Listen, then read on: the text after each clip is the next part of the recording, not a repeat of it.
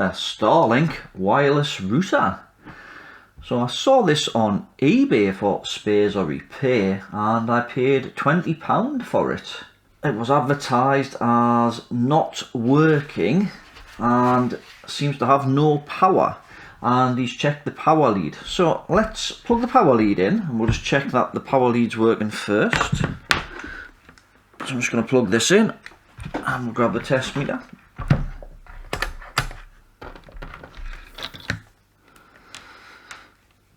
And we'll see if we get any voltage here. Yeah, 248. So we have power. So let's plug it in. And there should be a little LED light up here, and there isn't. And apparently it doesn't do anything. So I think the first problem I'm going to have is actually getting into this thing. Because by all accounts this front panel is glass and it's adhered all the way around with adhesive to this plastic case to make it waterproof. So what my plan is to try and heat up around here. I'll probably use the Rework station and then see if we can get one of those metal spudgers or plastic spudgers just down the side here without causing the glass to break. So that's my plan anyway. So let's see if we can execute that plan. I think I'm going to get a hairdryer instead because I'm not getting the volume of air out of my Rework station. Right, let's give this a go then. Right, I think that's suitably hot. Let's see if I've got some of these plastic spudgers I can get in the side as well.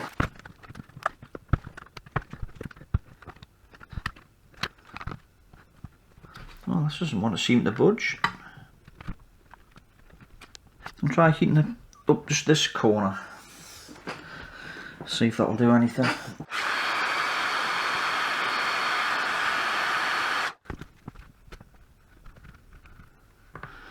Well, I don't know if that's dirt or adhesive.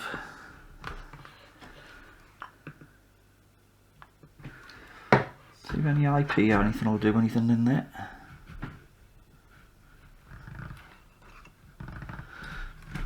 I think it is adhesive.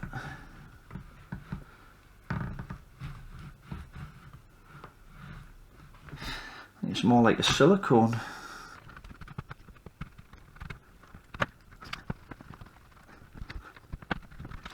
Well, let's say it's not the most user serviceable piece of equipment.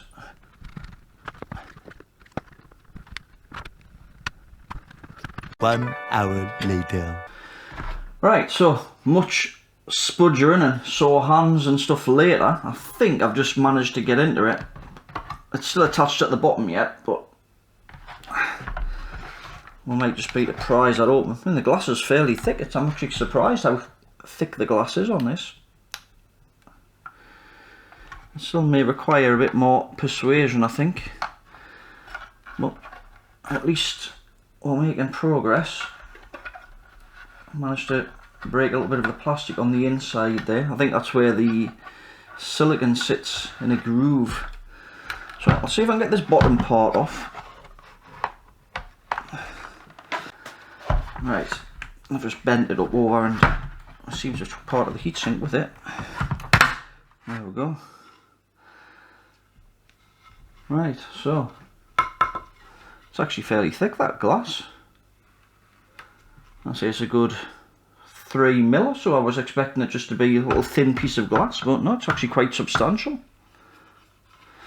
Well, it's a little marked at the top, but it's actually not too bad. Right, let's get that out of the way. I'll readjust my mat a bit.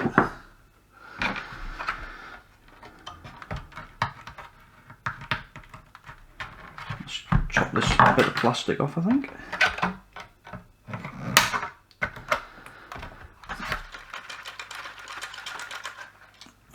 Right, so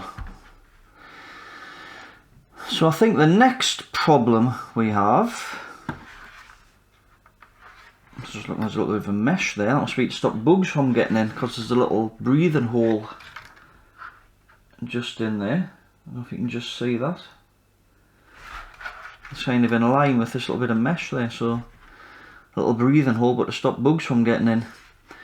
So apparently now what we have is these plastic rivets that have been melted over, and there's a couple of smaller ones down there.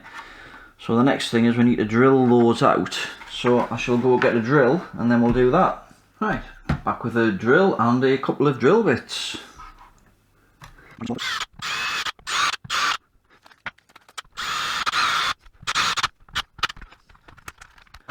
if I can snip the excess off with my side cutters.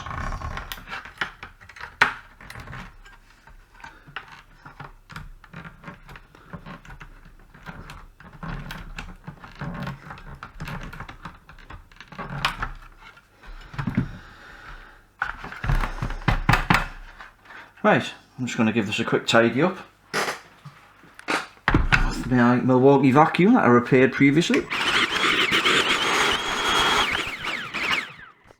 Right, see if we can remove this heatsink then. And it looks like it's held on by that little plastic lug there as well. Right. Heatsink out of the way. I think we need to remove this little plastic lug here as well. I'll just zoom down a bit.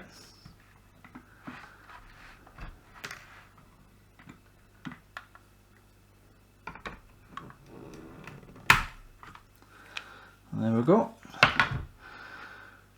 Now let's see if we can get this board out.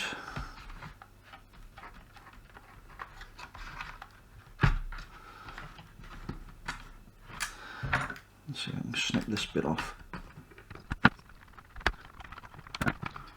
Right, so that's the main router part of it out.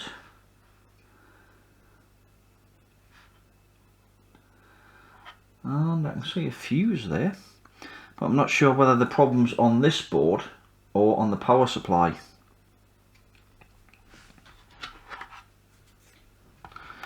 Let's just have a look on the power supply, see if we can see anything.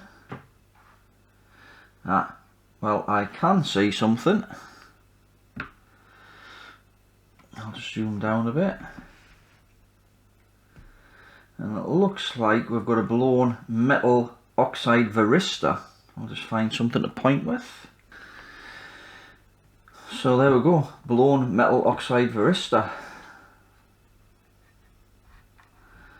So I guess there's a fuse around here somewhere. That's probably gone as well then. Probably that fuse there. So I guess the mains will come in here, through the fuse, through this little bit filtering, and to this metal oxide varistor. That's what my rough guess is anyway. So we need to drill this plastic lug here. There's a plastic lug here, one here, and one down the bottom. Right, I'll zoom out a bit.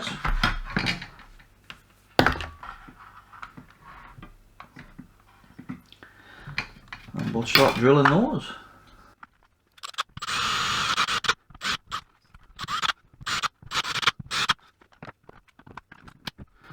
Right, can we get this board out now then? Still that bit there.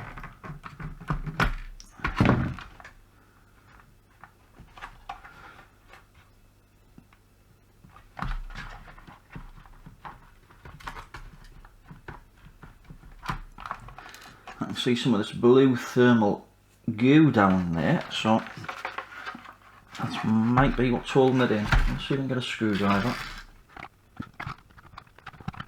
There we go. Right, so that's the power supply. And it looks like there's a bit more damage on the bottom possibly.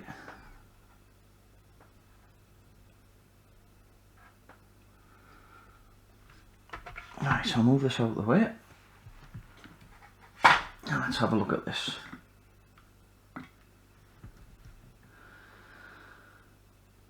Well, I think I'll get some IPA and we'll give this a bit of a clean up first so we can see what's going on. I'm not sure whether this is, I think this is thermally conductive compound.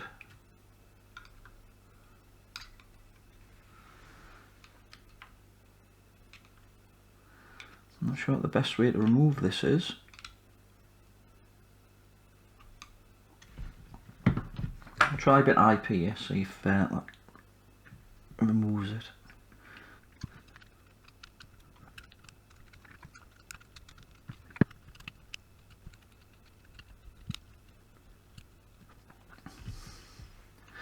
Let's see if we can get this last bit off.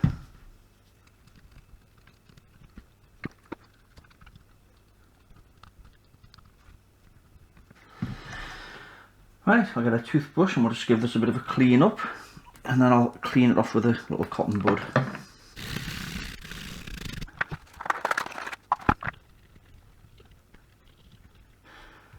Right, let's have a look and see if we can see any damage on this side. I mean, this doesn't actually look too bad.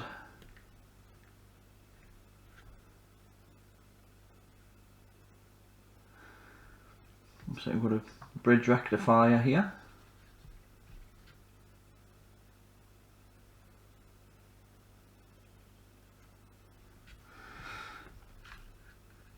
Let's just flip the board over, so that's where that varistor is.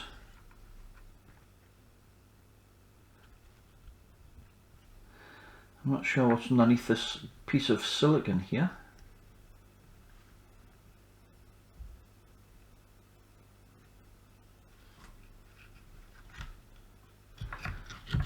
Well, it looks like that's the two legs for the varistor there, so I'll put a bit of flux on.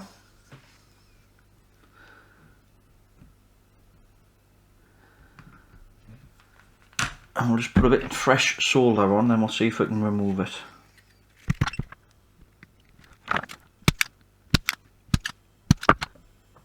Not sure if that's got it or not, let's have a look. Actually, it's not there.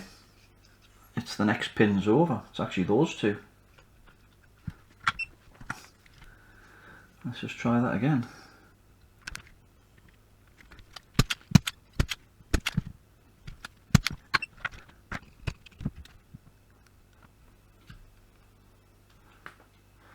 So I don't think those legs are free properly.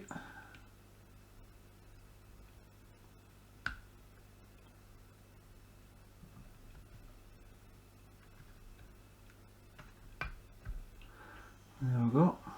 One of them anyway.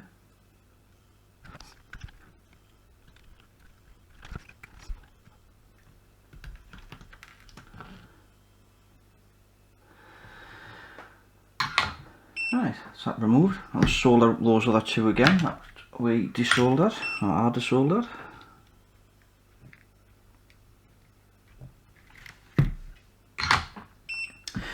Right, let's get the test meter out and we'll just test a few things just to see what other damage there is, if any. I'll just zoom out a bit.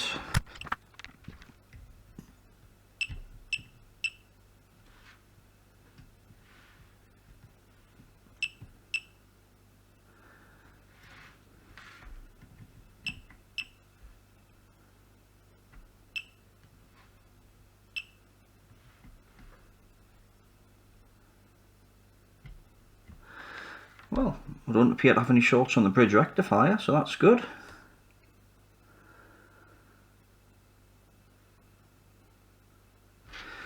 Now, where was that fuse? That was just here, wasn't it?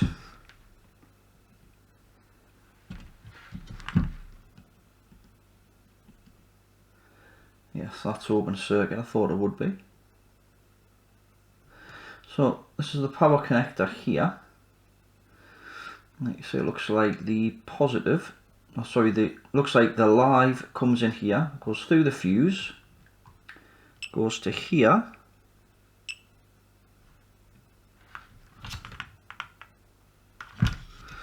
and then we've got an inductor, so it goes through there,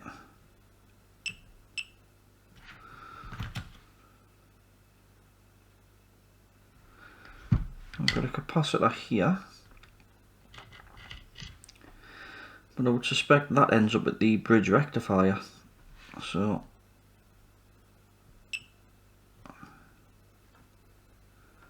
if I go from here,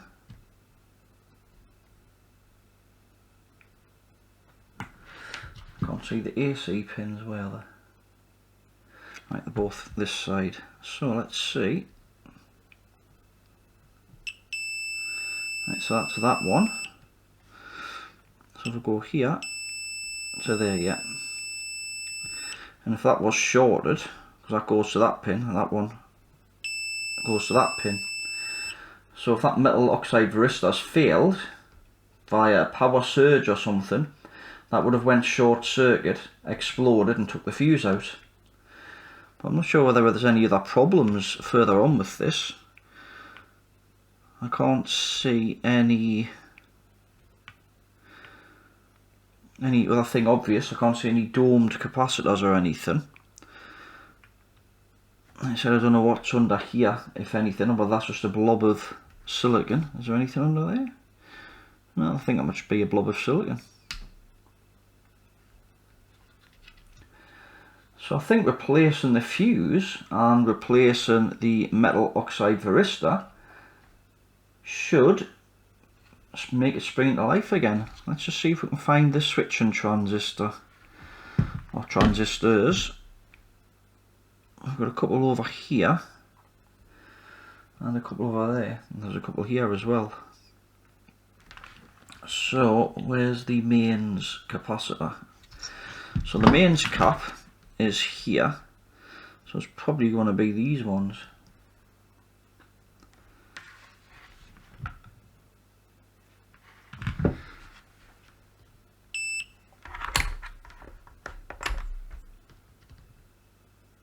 Just checking that there's no voltage in there, which I probably should have done earlier on.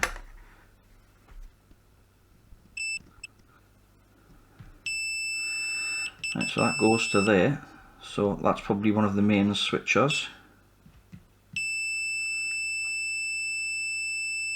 And it goes there as well. So there may be two pairs of them. Let's see if that goes to there.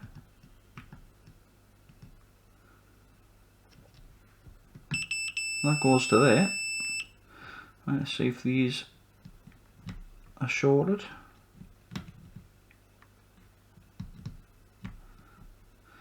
That appears to be okay. Let's just try these.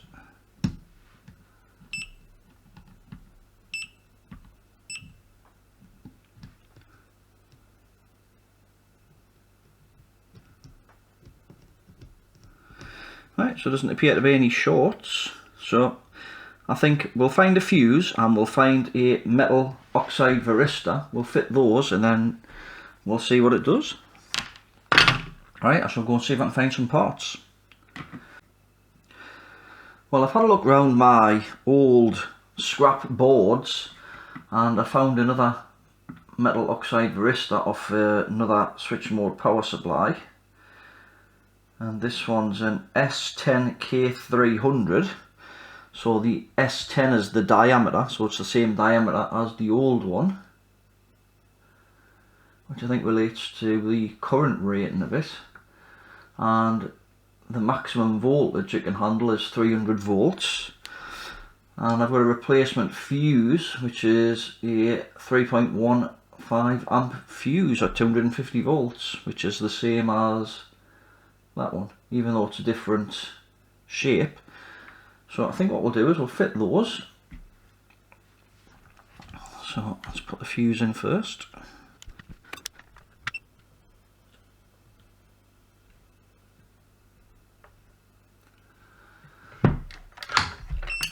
Right, now we'll put the varistor in.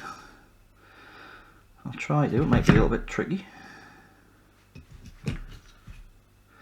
Especially with this bit of silicon there in the way. I'll see if I can trim a little bit of that off.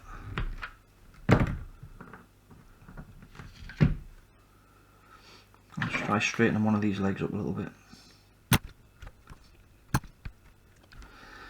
That doesn't quite want to go in.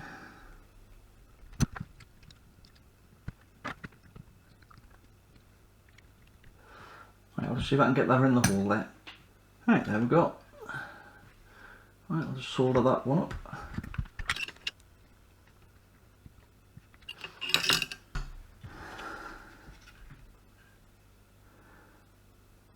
So hopefully that should be it. But I think what I'll do, I'll get the microscope and we'll just have a quick look over the actual router board just in case there's anything that, and plus it might be interesting just to have a quick look over it anyway, just to see what's actually in there. Right, so let's have a look over this board then. So this is the connector that connects to the dish, or the external Ethernet adapter. And this provides the power over Ethernet to the dish, and network to the dish, and network to your home network as well. There's two network interfaces on this connector.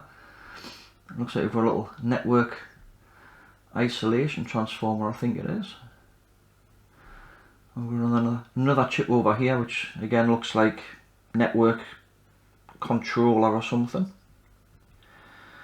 Let's have a look a bit further along here. That looks like a power supply IC. And I think after we've had a look at this, we'll check that fuse as well, just to make sure that that's intact.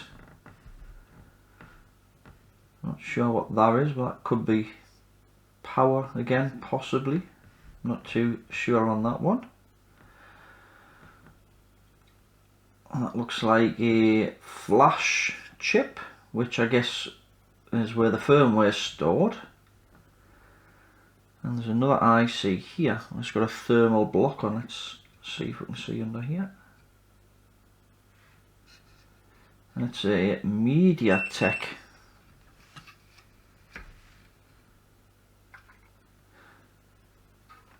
Let's see if I can get that in focus a bit better. So a MediaTek ARM processor. And then it looks like we've got a RAM chip.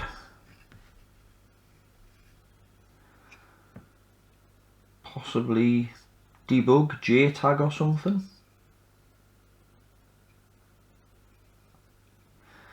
And it looks like we've got another little power supply, or multiple power supplies here.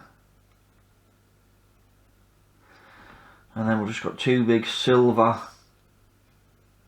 shields here, which by the look of the little antenna connectors here must be the Wi-Fi chips.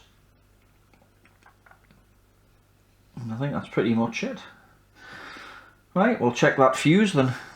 I'm just going to put this thermal pad back on this MediaTek chip.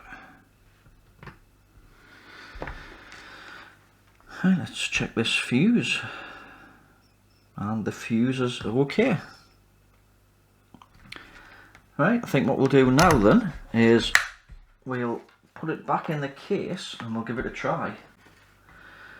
Right, I'll just zoom out the fraction. Just move this board out of the way for now.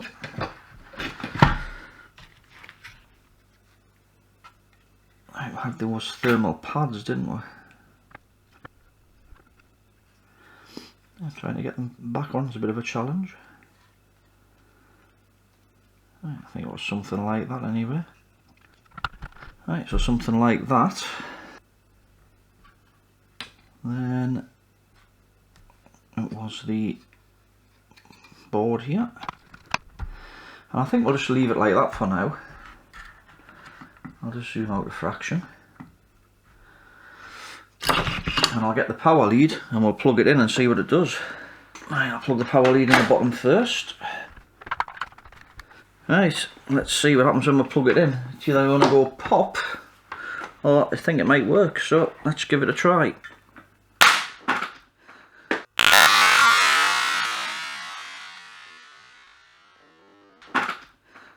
And it failed spectacularly.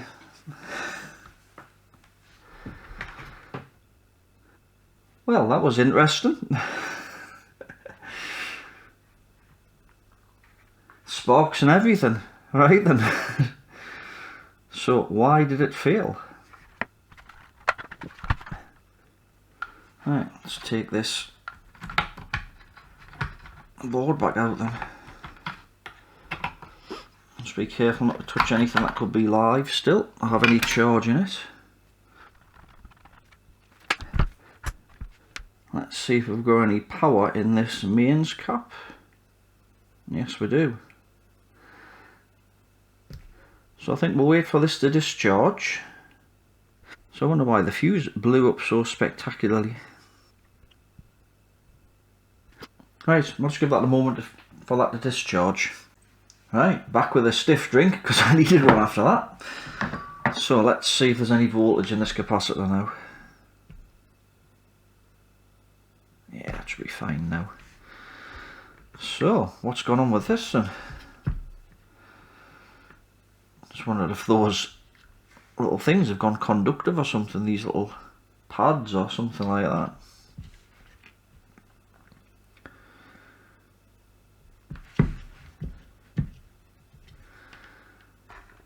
Let's just check across here. Well, the fuse has gone, which is what we expected.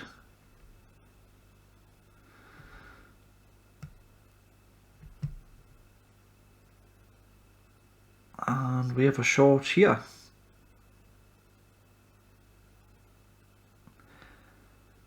I don't know if that varistor's gone, or if it's something further on now.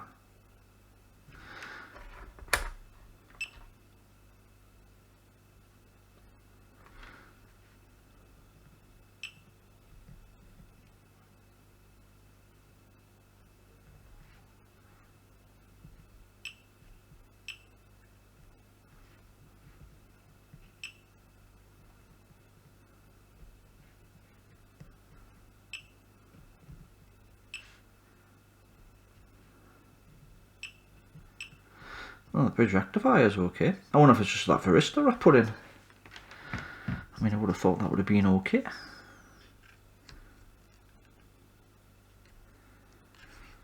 I'll just pull that back out again.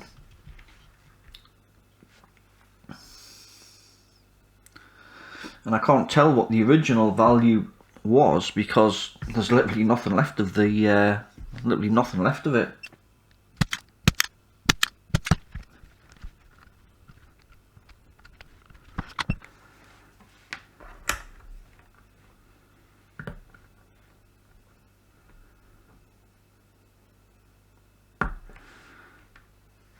I was measuring the right pins there, wasn't I?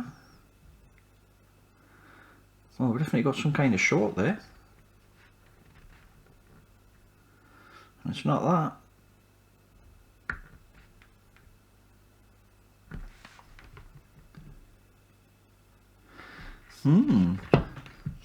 Let's zoom down a bit, see if we can figure this out. Just get the meter in shot there.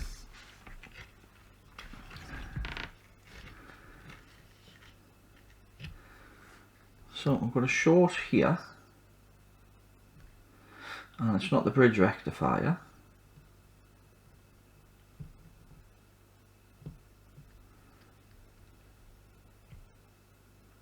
Ah.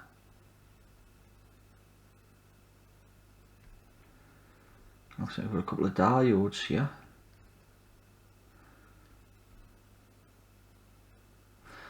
So if I can zoom down a bit more.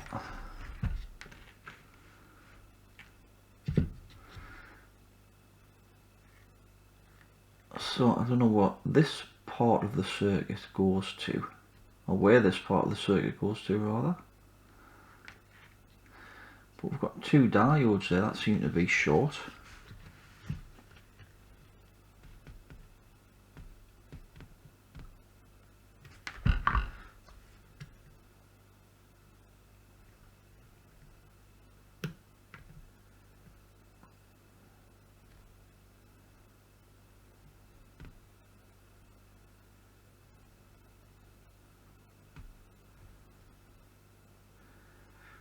I'm not sure what BC1 is.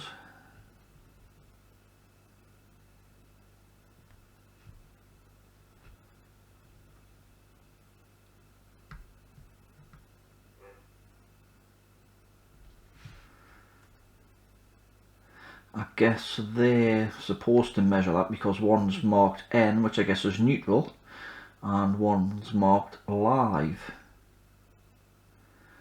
Looks like we put a resistor maybe there.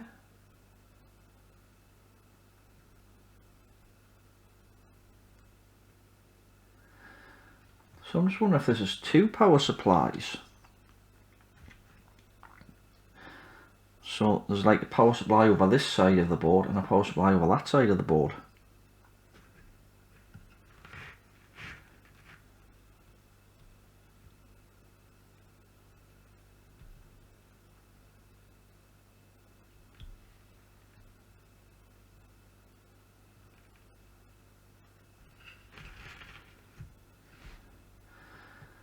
definitely getting a short measuring across these diodes here.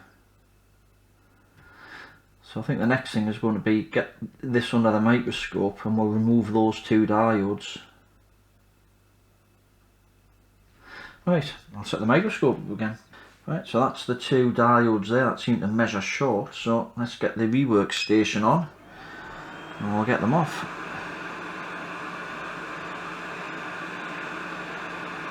Right, so let's see what these measure then.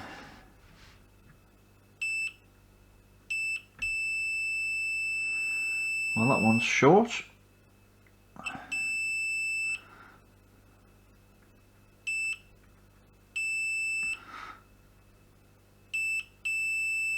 And that one's short. So, has anything else caused those to blow? Well, they're definitely both short.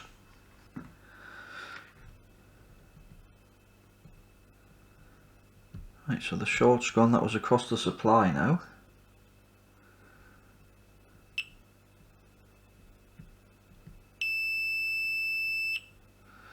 That one goes to there. I'm not sure where those diodes actually go to.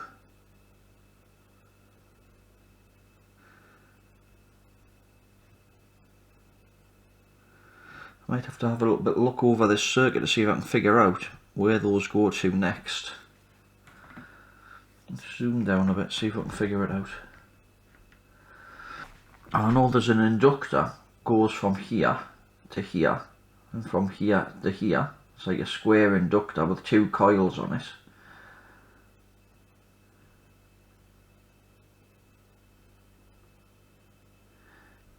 The power seems to come in from here. So I don't know if they're just like protection diodes then.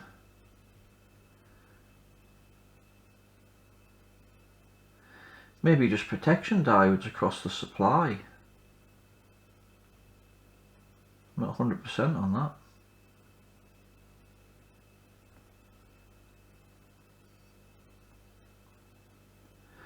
I'll just look up the number on those diodes, so let's see if we can see what they are. Right, I have to use a magnifying glass, I think. So these are an LT1B48. So I made a mistake on the number on these. The actual number is the bottom number, which is the RS1M, and they're rated at 1000 volts at 1 amp. Now I haven't got any of these, but I've got an old board of an old hover thing, I think it was, one of those old hoverboard things, and these have got some M7 diodes on, which are also rated at 1000 volts at 1 amp. So I'm going to remove a couple of those and put them on here. So that's my plan anyway.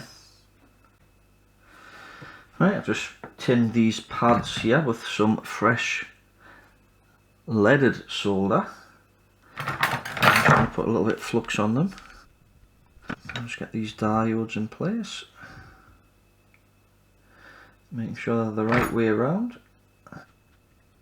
So it looks like this is another supply that goes to this point here, and then it seems to disappear off up to this point here through these resistors. I'm not exactly sure what it's for. But those resistors are definitely, sorry, those diodes, but those diodes are definitely short.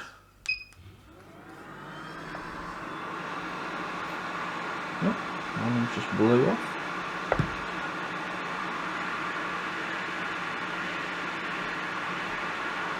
I have my air speed up a bit. Let's turn that down a bit.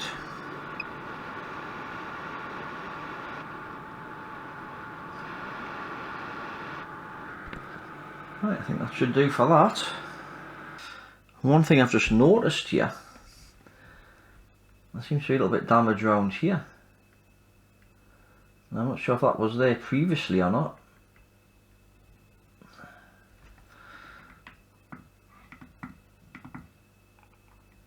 Well, it definitely looks like there's a resistor which has got a bit of a burn mark here. So I might have to do a bit more work on this.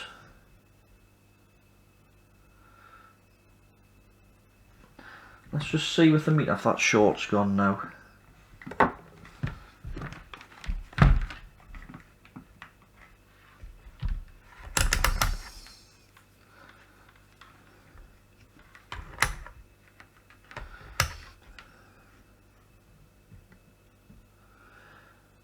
Well, we don't appear to have a short there now.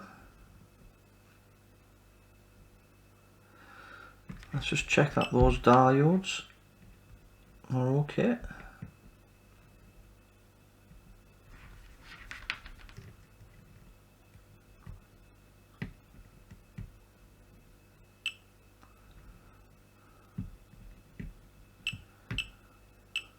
Yes.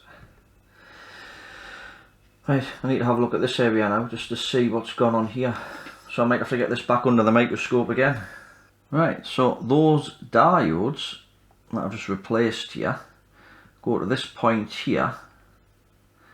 It then seems to end up, I can't remember if it's actually that point or that point, but then it seems to go through these resistors and then into this resistor, through this one, and I'm not sure about this one here. So I'm going to get some IP in, we'll just clean this up a bit, see if we can see what's going on. I can't really make the number out on that one. Just spin it around a sec. I think that just says 1000. And the other two were 49C. So I'm not sure what 49C is supposed to read.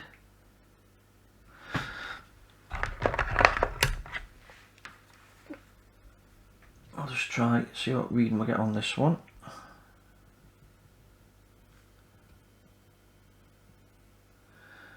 And we get about 29K. What do we get on this one? About 31K. And this one seems to be open circuit. Let's see what that one reads. That one reads 200 ohms, so that must be 100 ohms, and it's not. So that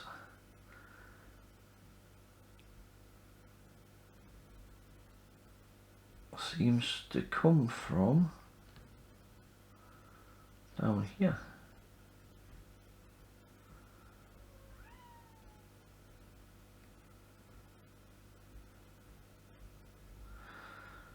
I wonder what this chip is here. Let's see if we can clean this blue stuff off and have a look at the chip. Let's see if it's got any numbers on it. That might help a bit. I'm not sure which number it is. If it's an MPS 2219, an HR1211 or a P1614628A. Right, I'll look up some of those numbers. So the chip is actually an HR1211. So I've just been looking at the pin out of it and tracing the circuit through a little bit here, just trying to work out what's going on. And what I've discovered so far is this is the plus on the mains cap just here. It comes through this resistor, which is used for measuring the current. But if I just get the meter in shot here, I'll just go into ohms. So this should be 0.14, I think it is. And as we can see, we're getting meg ohms on it. So this is blown. So then to measure the current, it comes up here through this trace, through this resistor which is blown. So we'll just measure that. That should be 100 ohms in its open circuit. And then it comes up to this point here. And it then goes to this pin. But there's also a capacitor here. And if we notice, it just looks like there's a little crack in that capacitor there. And if we measure this capacitor, it's short circuit. Now, hopefully it's just the capacitor, because what I've discovered when I've looked at the data sheet for this chip is actually programmed for the application that it's actually being used for. And you can program things like, you know, different resistances and different voltages, and you know what you want, how many watts you want it to put out, and things like that. So if this chip has failed, if we get another chip, we won't have all of the parameters to program into it, which this chip has got currently. So I'm not so hopeful on this one now, but we'll see. So at the minimum, I need a capacitor for here, a resistor for here, a resistor for here, and that's where I'm up to so far. So we'll just have to see how we get on, and I'll have to order some parts. Well, I've removed the suspect components, so that's open circuit.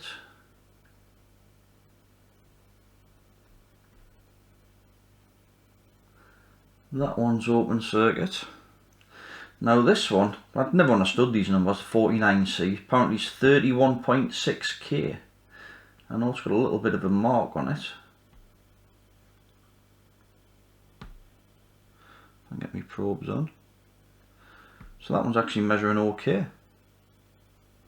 And this is the capacitor that looked like it had a crack on it, but when I've cleaned it up, it doesn't look like it has. Oh, and it's not measuring short.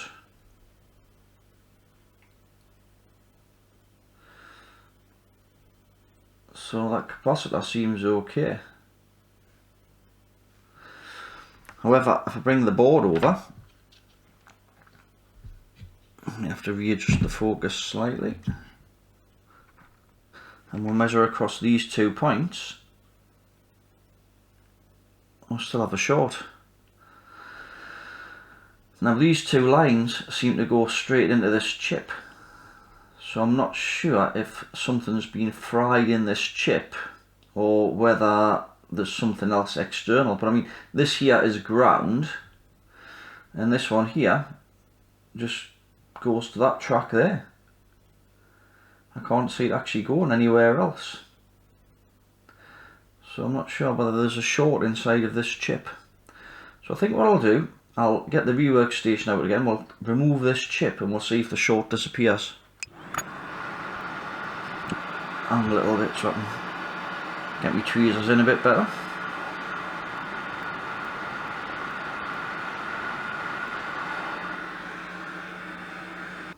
I'm just waiting for the Rework station to shut down there. Let's see if we get any short there now. And we don't.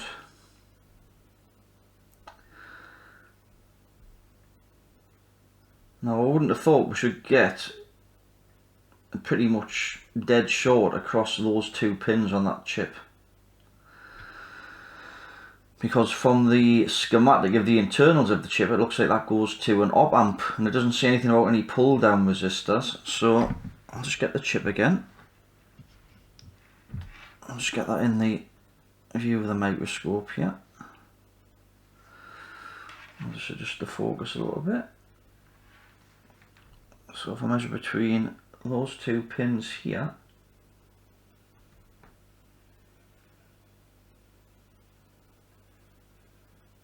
I'm getting a 2.5 ohm. I mean, I know it's not short, but I don't think that's right. I mean, it may well be, because I've never came across one of these chips before. But it just doesn't seem right to me, that. And that would probably explain why those traces and these other components have perhaps failed. So I'm not sure if we'll be able to repair this one. Well, I thought I'd refit the chip, and I had an idea how to test to see if the chip is actually blown. So what I've done, I've tagged a couple of wires on. This red one goes to pin 8, which is the VCC. So if I just go to here and pin 8, and pin 15 is ground, which is that pin there. So what I'm going to do, this chip runs on 20 volts, that's the recommended VCC for it. So I'm going to set the bench power supply to 20 volts, and we'll watch it with a thermal camera just to see if it does heat up, and I've got a feeling that it will, because I think this chip's blown. So I'll just get the thermal camera out. I'll switch the bench power supply on. Right, got the thermal camera.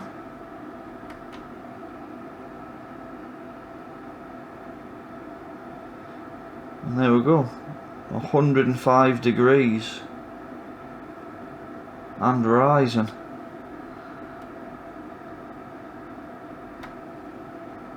So I think that confirms that the IC is blown. There, you can just see it there. Bench power supply off. And unfortunately, because this chip is configured via software and there's a lot of parameters in it, because you can program the power faction correct and what resistors you use and whatever else, I'll just bring that up so you can actually have a look and you can see how many parameters and that it's got. Even if I obtain one of these chips, the likelihood is we don't know all of the correct parameters to put in it. And then I even looked to try and get the software for the chip, and to get the software you've got to email the company and be a business and all the rest of it. So unfortunately I can't see us fixing this one, which is a bit of a shame, because the rest of the circuit board doesn't actually look in too bad shape. These are the two switching MOSFETs I worked out. One's the high side, one's the low side, and both of those are fine. So I think if that chip wasn't blown, I think we'd have a good chance of fixing this. But due to we're not having the chip, the programming software and the parameters, we've got a bit of a stumbling block. I mean, I may be to test the rest of the router, or we may be to figure out some way of using an external power supply instead of the internal one. That might be an option. So I might look into that and see if we can salvage something from this, instead of it just being a total fail. So leave that with us and I'll have a think on it. I came across this on AliExpress, and it's a power supply. It was advertised as an audio amp power supply, and it gives out plus and minus 48 volts and 12 volts. Now, it was advertised as 1 amp on the 12 volt, and the original Starlink power supply is rated at 1.25 amp. So hopefully this will work, but I haven't tried it yet, so we shall find out. So what I've done on the original power supply, I've just tacked a couple of wires on the back here.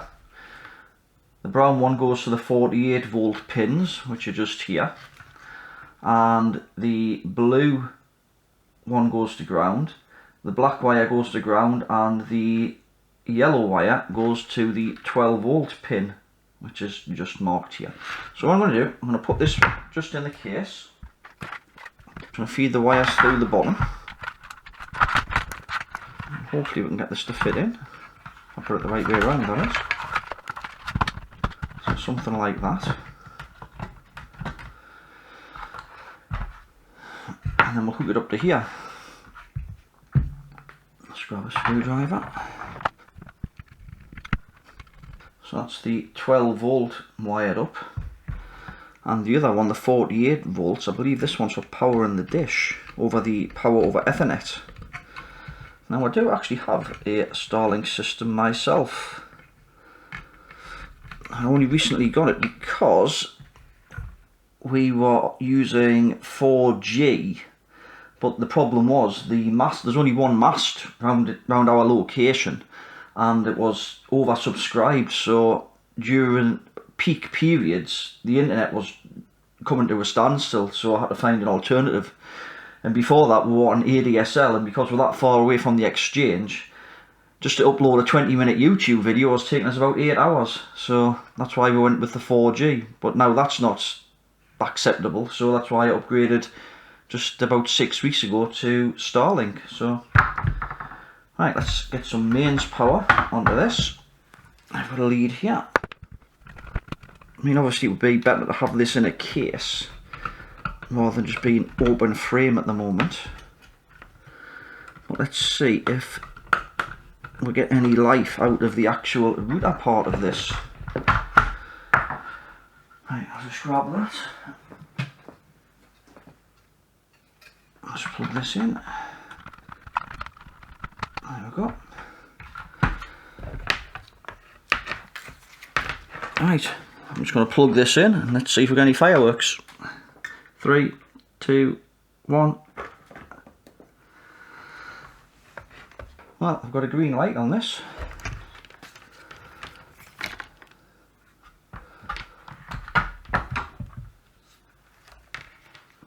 Let's just see if we've got power going to here then. So ground is that pin, 12 volt should be that one, right, and 48 volts should be these two pins here. Right, let's see if it's giving out a Wi-Fi signal. Let's see if it finds anything. Oh, what's this? Pino Rich Villa. Well, I don't know what that one is. Let's just unplug this. I've not had that one ever pop up before, so I assume it's this Starlink one. I'll just unplug the power. Let's wait for the capacitance to discharge. And it's gone. Right, we'll just plug this back in. And we'll see if that comes back.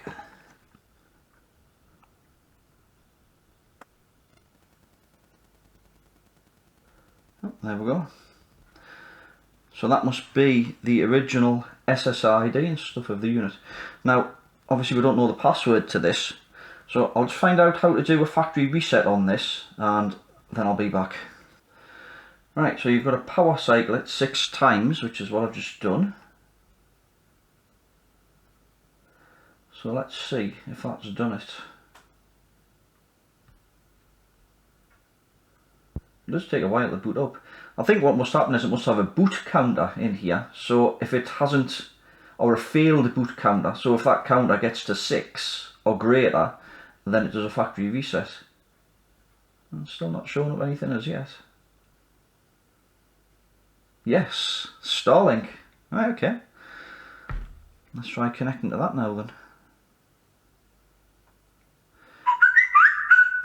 Internet may not be available. Alright, I'll just try and find out what the IP address is now.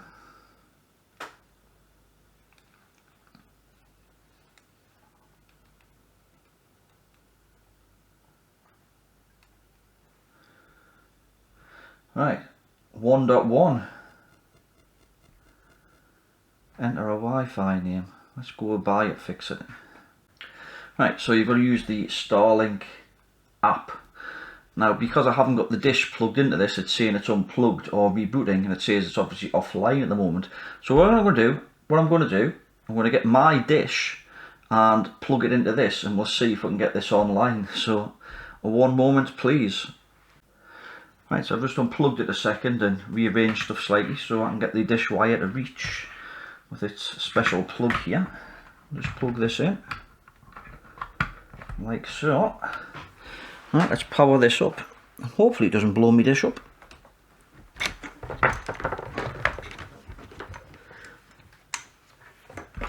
Right, here goes.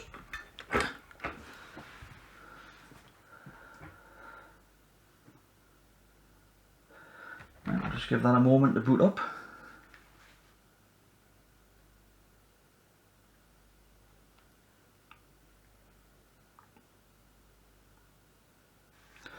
While it's doing that, let's just check we've still got 48 volts coming out of this power supply.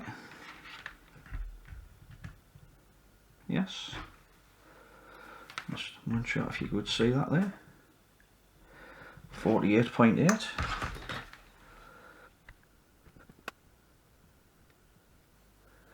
Now I'm going to take a little while to boot up, so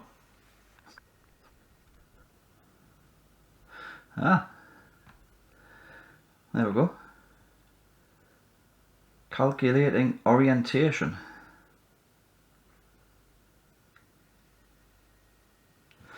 And I can hear the power supply humming slightly as it's drawing more current, while it's obviously moving the motors or whatever.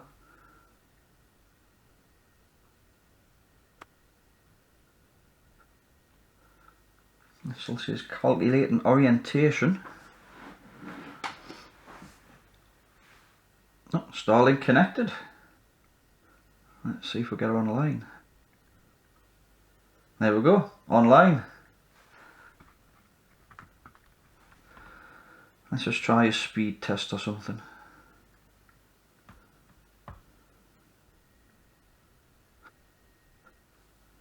So I've got about 127 megabyte download and 14.2 megabytes upload and 48 milliseconds latency. Although this has just obviously been booted, so this, I usually get a little bit better than the 48 milliseconds latency. I normally get about 30 or 40 at the most. But, well, not quite a fix on this one. I mean, we have got it working, and we could tidy this all up, put this in a case and put the glass front back on. So I mean, I don't know, what do you think?